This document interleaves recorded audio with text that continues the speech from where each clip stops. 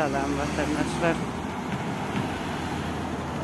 Yine Türkmenistan'daki vatandaşlar, iyileşlerim. Yine teledim. Yine adamlar maşinle piyada yürür. İşten geliyorlar, öğlerine varıyorlar. Çağalarının en atasının yanına varıyorlar. Yine işten son yağ doğduğunu çağaları bilen maskılatının içinde, hocalığının içinde geçiriyorlar. Öğlerine rahatça oturup kazananı ip biliyorlar.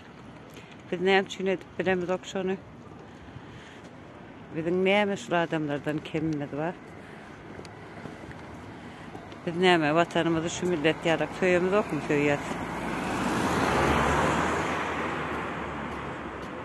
Kapıları kapadan olup bir de vatan haini diyen olup sen var ha. Şeyle açarsın kapıları. Terçeden orkan dar ekmek. Senden orkan sen yarı olsun. Biz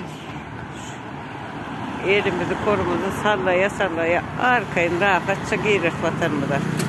Öyle. Sen bu edinen pasap sorular ettik. Yine her kim gidip var ya öğücağısına.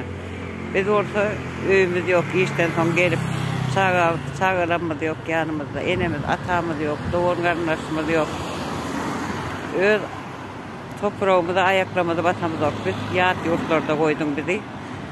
O da atlan hasabı tenden yeke sorulur. Ondan sonra sen yolları yapanın bilen var bilmez, gelip bilmezler öyle mi? He değişik taktık şu taydanım giyirirsin. Karınca yağlak bir yerden giyirir, sol giyirir. Asmandan düşer, sudan çıkar. Yöne biz giyirir yolunda. Onun ödün elin bilen çıkaçıp verirsin. Sen halkı o ön sağda halk bırakma. Halk o yönünü, halk nemeliğine göz getirdi. Yine şuralar geçip var ya bizim, şurada adamlar öğlerine var ya, biz orada yat yurtlarda kaldık. Yine çağırcı bilen geliyor bir eline. Taydaklan çağırlar yok mu? Çağırların görüntüleri geliyor da şu taydaklarına.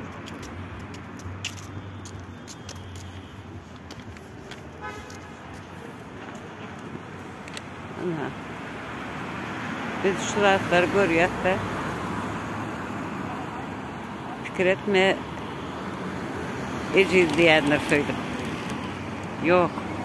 Şuralar gayet bir de güç dönür ya. Bir de ayrılık güç dönür ya. Vatana olan tüyümüz, vatana olan hasretimiz güç dönür ya bir de.